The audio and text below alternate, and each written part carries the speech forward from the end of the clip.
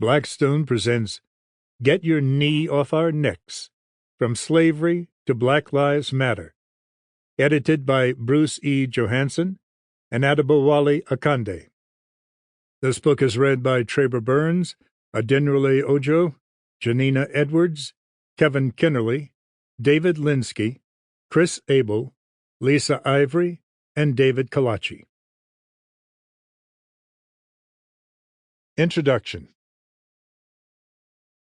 From different interdisciplinary angles, this scholarly collection's central theme examines a rising wave of white supremacy and racism inundating all facets of American life, from the slaves' first landings at Jamestown, 1619, to the murder of George Floyd in 2020, and beyond.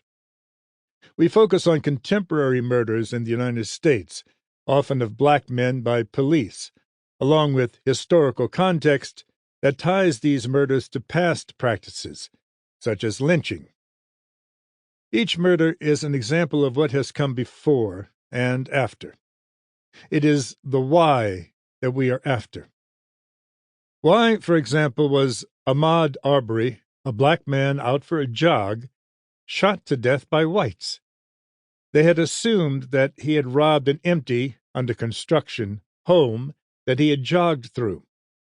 Many such deaths occur because of whites' negative and usually mistaken stereotypes of blacks.